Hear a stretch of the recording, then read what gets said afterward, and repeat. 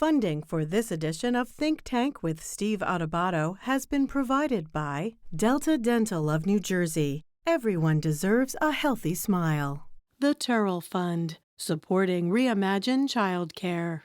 RWJ Barnabas Health. The North Ward Center. The Port Authority of New York and New Jersey, moving the region through air, land, rail, and sea. Choose New Jersey. The Healthcare Foundation of New Jersey, Community Food Bank of New Jersey, and by Prudential Financial. Promotional support provided by CIANJ and Commerce Magazine, and by NJ.com, keeping communities informed and connected.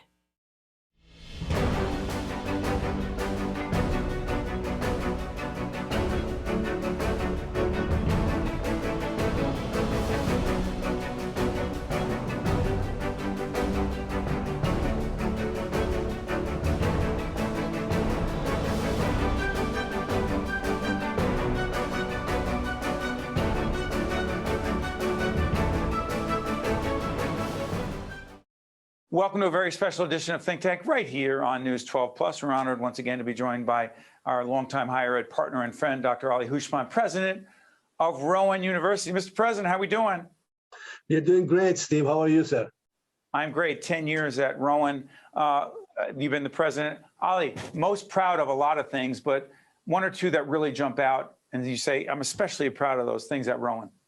We had 1,600 employees in 2010. We have 4,200 people. And it gives me great joy that many people pay their mortgages and live and put food on the table. That's a big deal. Ali, what's that feel like to know, with all the challenges, COVID, I'm not even going to say post-COVID. We're taping this in May 2022. I don't know what post-COVID means. All the challenges, all the struggles. That's very rewarding to know that you are employing people and impacting their families and quality of lives. Go ahead. It is the greatest feeling because to me, Steve, a good life, a person who can say I had a good life would be a person who impacts another person's life for the better. And if we can do it for so many people, it's the greatest joy. And I really, truly believe that. And for me, it's a gift because I received the gift of becoming the citizen of this great country. And I love this country with all my heart. And I really wanted to do something to constantly remind people that, look, immigrants can really be helpful, can be a good citizen, can really acclimate and become part of you. They're not here to change you. They are here to be changed.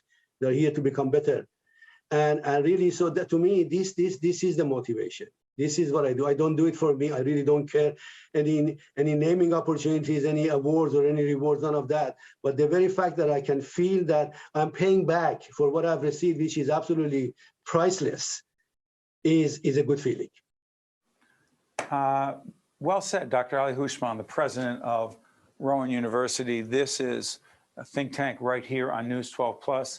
Dr. Houshmand and the team at Rowan have been longtime higher ed partners of ours, and they're doing really important things there. Ali, all the best, and another however many years you choose to be there. Thank you, my friend.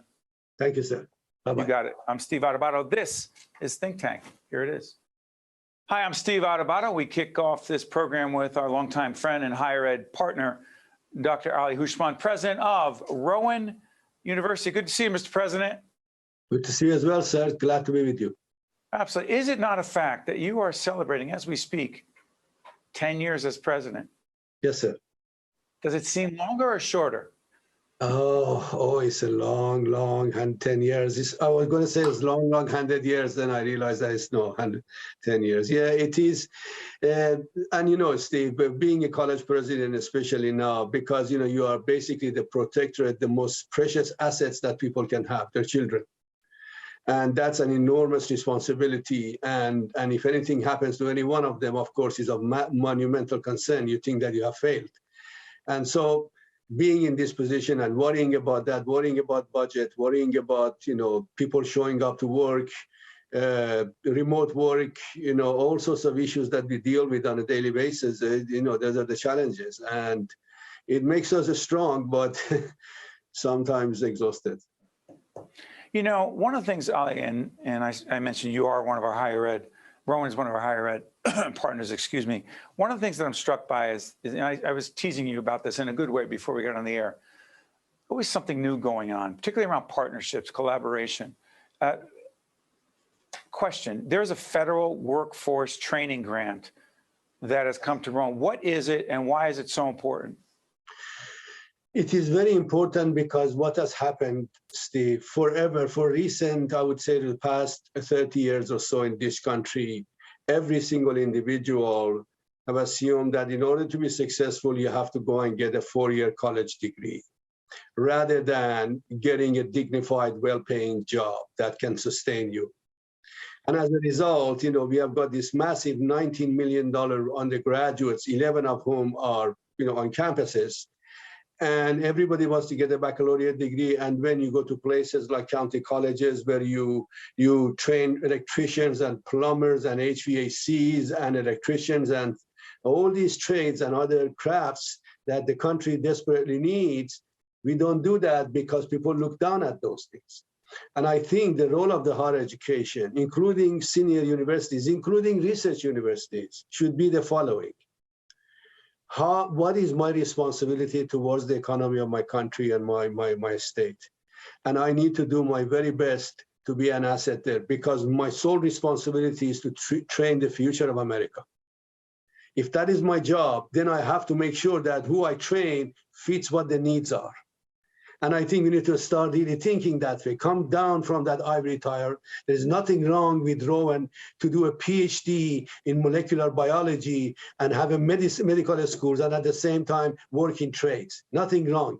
It doesn't insult me. And I think we should get to that attitude. It's so interesting you talk about this because there are a lot of people who question, and we did an interview with Gary Vanderchuk, who is an entrepreneur, and people talk a lot about him, and he's been a great guest of ours, and he has questioned it. Now, I'm a big advocate of higher education. I've been part of that world. Our son's about to go to college as we speak. We have another son in college.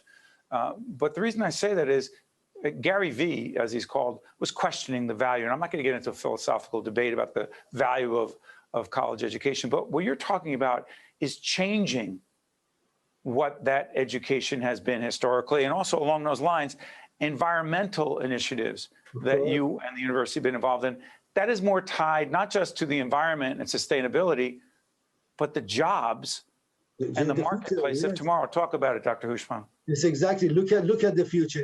To me, the future of the economy of the world circles around having enough water, having enough energy packaged in the smallest package as possible, and having a reliable healthcare for people to function.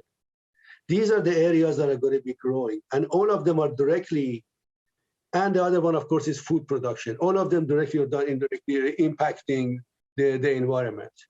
And we need to use technology to produce these things in such a way that does not deplete the environment further than it has done.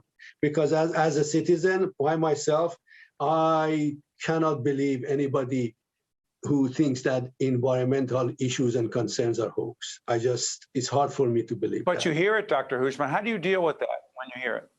Well, you have to show example and try to keep on educating and debating in a very civilized and a very nice manner to really convince through example what the situation is. And I think part of it is because, sometimes people tend to get the news from certain sources rather than from all the sources. I myself really watch everything. I have no problem watching CNN versus Fox versus this and reading various newspapers. I learn PBS is your favorite. You've told me this personally. Yes, it is. For radio, Just want to yes. I'm sorry, a shameless plug for public broadcasting. I'm sorry. Pick up your point, Ali. So what I'm saying is that I think we need to start looking at these kind of issues a lot more and look at the areas of environmental concern through the new degree programs that we produce. Right now, for example, Rowan University is very involved in modern agriculture and food production. As part of the sustainability, we are actually hiring a professor in that area.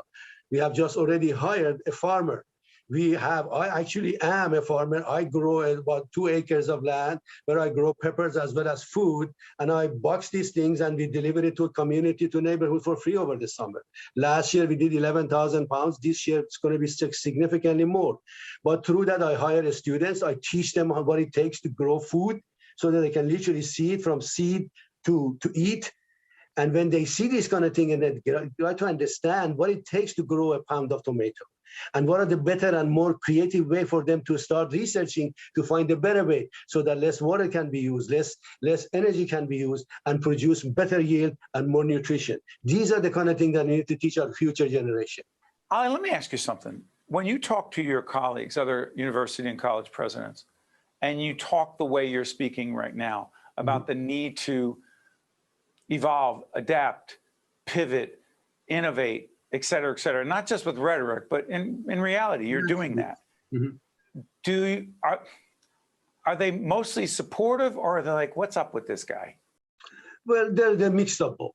I mean, I have heard a lot of what's up with this guy. And it's okay. And I don't blame them because, you know, it is kind of out of the box, sometimes crazy ideas that you not in the academy. Exactly. It's not in the academy. But I've got many of my colleagues who really are thinking the same kind of issues. They are very creative. They worry about this thing. They spend their lives doing this thing, and as a result, they also consider these issues. What are the challenges? Because they see this happening in front of us. And you got to stay relevant. We have to. We have no choice. If in today's world, if you don't stay relevant, you just go away. It's the same thing true for us in broadcasting and public broadcasting. Exactly. Can I get this real quick? The Sweeney Center for Public Policy, 30 seconds, please. It's a public policy that is purely academic. It's part of the Department of Political Science. Mr. Sweeney, the only role that he has, he chairs the advisory committee. Yes, former Senate President. He's a chair of an advisory committee. He has no office on our campus. He's not on any pay. The only thing that we do, we genuinely, truly trying to do bipartisan research through papers that we publish for people to judge. That's really what I see. That's what I've committed to. And we wanted to do that 3 years ago. We applied for a grant, we didn't get it. And this has happened right now. I think we have an opportunity to make something because Rowan has grown in all areas. And I think this is an area that we need to truly become a center of providing good information to policymakers. And that's really what I would like to happen. No, so let me also say Rowan was, I believe, sponsored one of the gubernatorial debates was at Rowan, if I'm not mistaken, put together with our partners, I believe, at public television as well. Ali Houshmand, Dr. Ali Houshmand is the president of Rowan University, 10 years there. Ali, thank you so much for joining us and being one of our higher ed partners. Thank you. Thank you, sir. It was a pleasure. Thank you. Bye-bye. You got it. Stay with us. We'll be right back. To see more Think Tank with Steve Adubato programs and to listen to Think Tank with Steve Adubato, the podcast, visit us online at steveadubato.org. If you would like to express an opinion, email us at info@caucusnj.org. Find us on Facebook at facebook.com/Steve Adubato, Ph.D. and follow us on Twitter at Steve Adubato. We are pleased to be joined by Dr. Sydney Whitman, president of Dental Lifeline Network, New Jersey board. Good to see you, Dr. Whitman. My pleasure. Doctor, we've done a fair amount of work around oral health, and people say, oh, you do a lot of stuff on oral health, but oral health is clearly connected to our overall health. Help people understand that. Well, what happens is the mouth is the gateway to the rest of your body. If you're not healthy orally, you're not healthy with the rest of your body. There's certain relationships between cardiovascular disease, diabetes, things like that. So if people who have good oral health are more likely, there's a better correlation between your cardiac health and you do better if you have diabetes and things like that. It's because they're all inflammatory processes. So Dr. Whitman, the impact of COVID on our overall oral health, is it fair to say that too many of us put it to the side because of COVID? There's so many other, we can't do oral health, but is that true? And B, what are the implications of that? Well, it's very true. They put it to the side, and then as a result, little problems became big problems. Also, as a result, when the dental offices were closed for a period of about 10 weeks, there became a backlog of patients. And with that, with homeschooling and things like that, that had to, remote learning, many staff had to stay home once the offices opened. And therefore, the offices were not and still are not staffed to the same level they were staffed previously, pre-COVID. And that has combined with some other things to really exacerbate some deficiencies in our health system. Dr. Whitman, donated dental services for New Jersey and Connecticut. What is it? Because, and I've read about it, it's very important, particularly for people with disabilities and the elderly, but be more specific, and we'll put up a website so people can find out more. Go ahead. Dental Lifeline Network provides comprehensive care for people who are medically compromised, fragile, not permanent disabilities, not able to get the care that they need through the ordinary systems that are available. And it works quite well. In New Jersey, we've been in it since its inception, since approximately 1988. We, believe it or not, we've done more than $26 million worth of free dental care, over 9,000 patients. And it's all volunteer. It's free. Where does the money come from, Dr. Whitman? Delta Dental has been a significant partner with us. The state of New Jersey has contributed significant amount of funds, and the various dental agencies have contributed funds towards this. I mean, we've actually asked the dental societies in New Jersey Dental to pitch in some money so we can keep this program alive, and they've all willingly done it. So we have they a lot have? of fun. Yeah, absolutely. And remind people, Dr. Whitman, who exactly is being helped by this? Medically fragile people, people with that need comprehensive care, elderly people, people who are with permanent disabilities. And, you think of it mostly as older people, but I'm a pediatric dentist. That's my background. And I've seen children through this program that have severe disabilities that somehow have fallen through the cracks and they couldn't get the help. So it's in many instances, it's life-saving. I mean, I'm involved with patients that needed heart surgery, but in order to get the heart surgery, they had to be cleared dentally and have any dental infections taken care of before you can have heart surgery. And so it's a very worthwhile program, and it's just wonderful. We have over 600 volunteer dentists in New Jersey who actually see patients. Absolutely volunteer. Put up a website. I'm sorry for interrupting, Dr. Whitman. If someone who is a dentist or knows of a dentist who they think can be helpful, we'll put up a website. What do? They just volunteer, and then people in their community go to them. They go to the people. How does that work? Well, we have, for want of a better term, a clearinghouse. We have 2 people just about full time who they apply for the potential patients apply for the program, and these dental coordinators find a dentist in their area that can treat them, that has the ability to treat them, and they make the necessary referrals. And then they find the dental lab that's, if it requires a dental laboratory for prosthetic work, they find a lab that's willing to provide that care for free. We have over 100 labs in New Jersey and a few that are outside of New Jersey that actually provide that care. And the dentist, and we're still, listen, we get over 300 applications a year from potential clients for this program. So there is a waiting list because it takes a while to coordinate everything.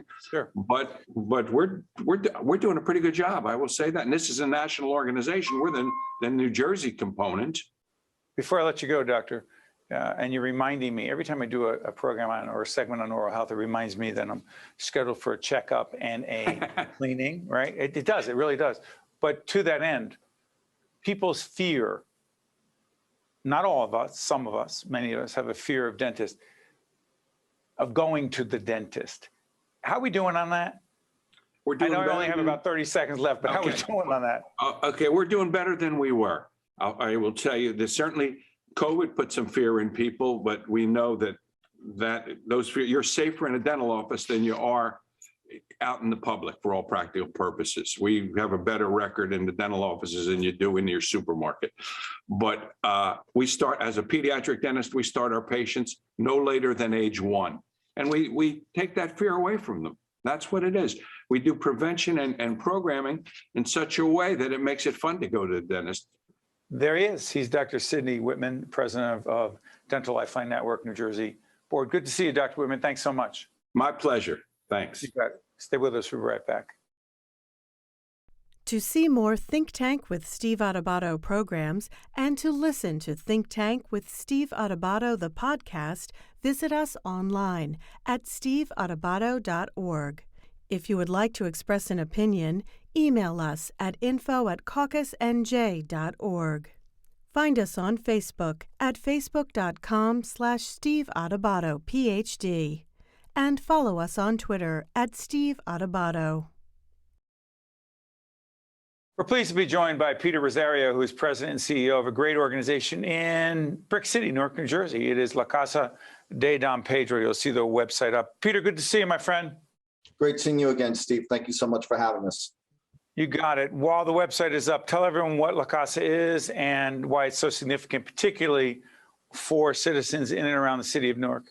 La Casa is essentially the largest Latinx-led agency in the state of New Jersey. Started as a place-based CDC in the lower Broadway neighborhood when we had a bunch of childcare moms joined with a community activist named Ramon Rivera.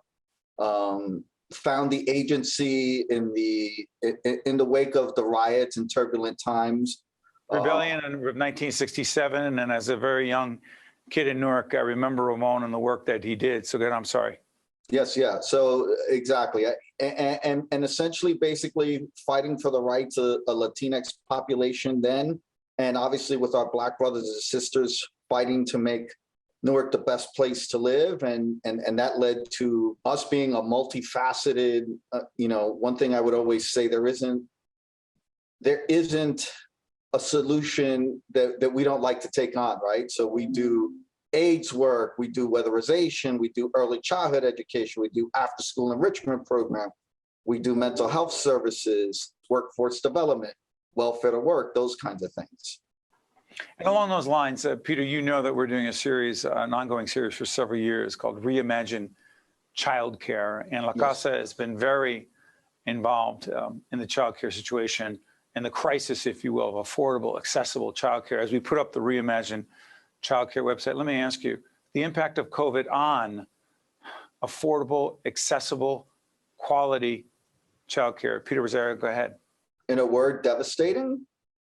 I think it can't be understated. We have a crisis in our state, and it's going to take a whole of government and philanthropy and the social sector, educational sector to rebuild it.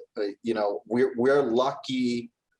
I hate to say lucky that we're back up to 80% of enrollment, and we're probably one of the better ones in the city and in the state. And I think it's an ongoing situation. Wraparound services need to be reinstated and fully funded to make sure that parents have a full workday, not the school day. We know that for our youngest parents, 3 o'clock is just not enough.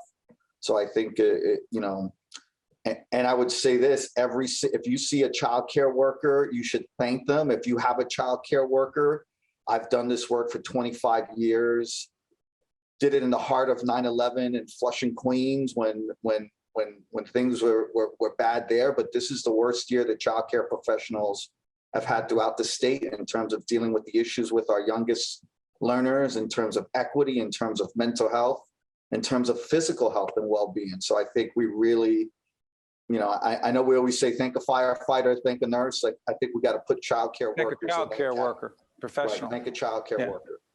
Hey, Peter, try this. We've talked a lot about, we're well over 2 years into this pandemic in the spring and going to the summer of 2022. So I'm curious, La Casa has been very involved in promoting, advocating vaccines. What kind of progress have we made, particularly in communities of color, and B, how far behind are we even now? That's a great question. I think 2 prongs to it.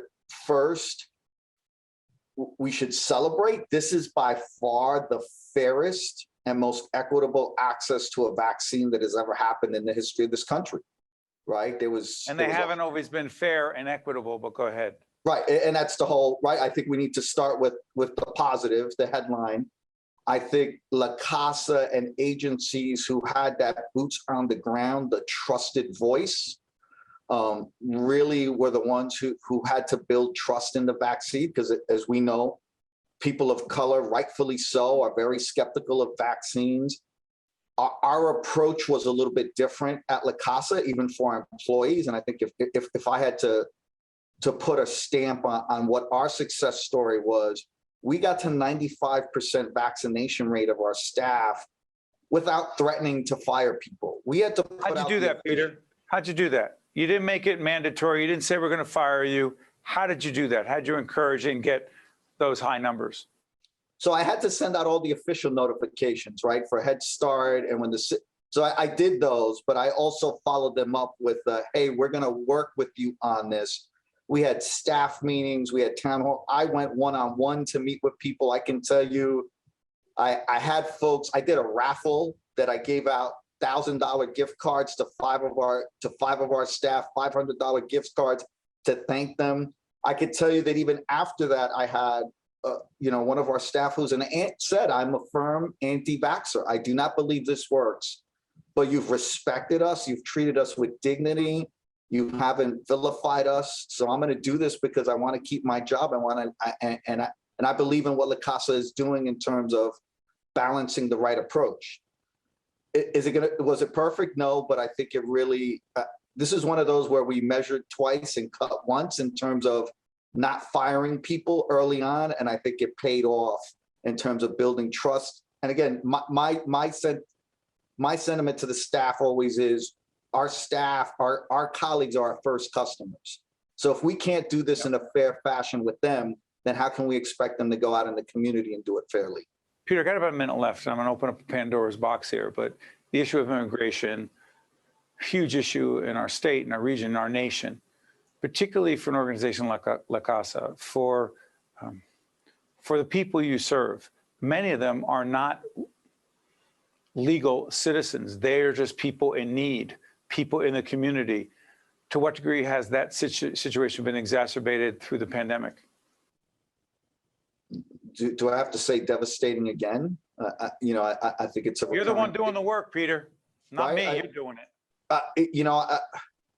There are neighbors, there are friends, there are business owners. We have to get over the vilification of immigrants. This state, by and large, is one of the richest states in the country, if not the richest. And it is largely due to the immigrant population and making sure they feel welcome and on their labor. So everything we need to do, the excluded New Jerseyan funds, it needs to be extended. We need to add more money to that. We need to continue learning the lessons we learned in terms of food access and everything to support families and keep them going. I'll let you go on this. How much is it still as challenging as it's always been, or even more so, to raise money to keep La Casa going? I know that we have to do it 24/7 here at the Caucus Education Corporation and in public broadcasting. Go ahead. No money, no mission. Go. Yeah. I think we need to support the extraordinary support that people extended generosity for COVID. We need them to keep it going, right? We were blessed to have one-time donors. We hope they become sustaining donors. I think if you open your pocketbook a little extra for COVID, keep in mind that if you can keep that in your budget, we need to keep those funds going, because now is the economic pandemic. That's what's starting now. And the people that are disproportionate, listen, we've all been affected by COVID, but the reality is the people that La Casa serves are disproportionately affected. It's worse. It just is, for a million reasons. Peter Rosario, President and CEO of La Casa de Don Pedro in Newark, New Jersey. Good to see you, Peter. Talk soon. Thank you. I'm Steve Adubato. That's Peter, and thank you so much for watching. We'll see you next time. To see more Think Tank with Steve Adubato programs and to listen to Think Tank with Steve Adubato, the podcast, visit us online at steveadubato.org. If you would like to express an opinion, email us at info@caucusnj.org. Find us on Facebook at facebook.com/Steve Adubato, Ph.D. and follow us on Twitter at Steve Adubato. Think Tank with Steve Adubato has been a production of the Caucus Educational Corporation. Funding has been provided by Delta Dental of New Jersey, The Terrell Fund, supporting Reimagine Childcare. R.W.J. Barnabas Health. The North Ward Center. The Port Authority of New York and New Jersey. Choose New Jersey. The Healthcare Foundation of New Jersey. Community Food Bank of New Jersey. And by Prudential Financial. Promotional support provided by CIANJ and Commerce Magazine. And by NJ.com,